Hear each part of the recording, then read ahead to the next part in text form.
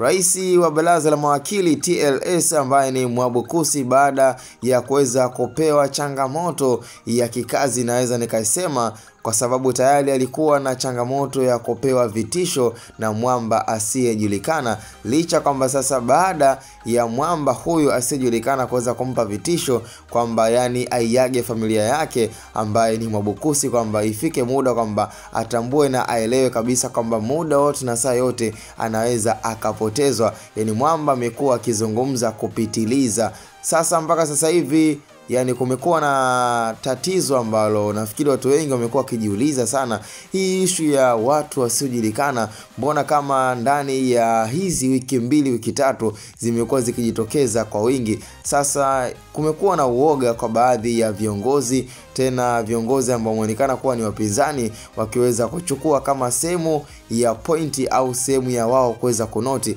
ikiwemo Chama cha Demokrasia na Maendeleo, wakiwemo makamu mwenyekiti wa chama hicho ambaye ni John Heche, na viongozi kadha wamekuwa wakichukua kama sehemu ya mfano wa kutolea kwamba wamekuwa ni waoga, licha kwamba wao ni mashupavu na hawatoacha kusema. Kwa hiyo ni swala ambalo linawafanya wao waendelee kuwa ni wapambanaji na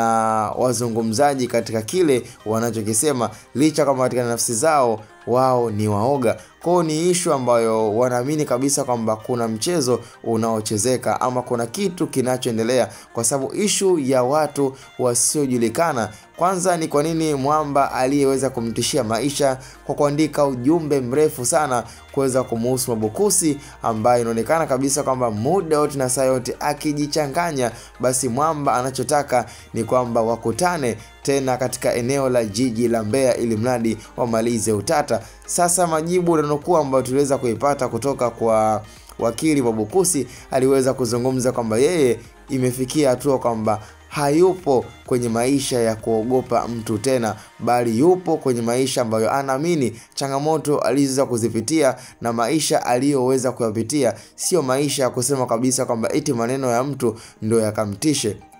Kwa ni issue ambayo kwa sasa imeonekana kuwa ni kubwa kuweza kuzungumzwa, lakini msimamo wa wakili Mwabukusi ni kwamba ataendelea kuzungumza na ataendelea kupambana na kesi ya Mdude Nyagali, ambayo kwa sasa ni moja ya rafiki yake mkubwa sana aliweza kuzungumzia, na ni moja mwanaharakati wa kisiasa ndani ya chama pinzani, Chama cha Demokrasia na Maendeleo. So cha msingi naweza nikasema kwamba tukutane kwenye comment, na hii ni Hatuboy Media.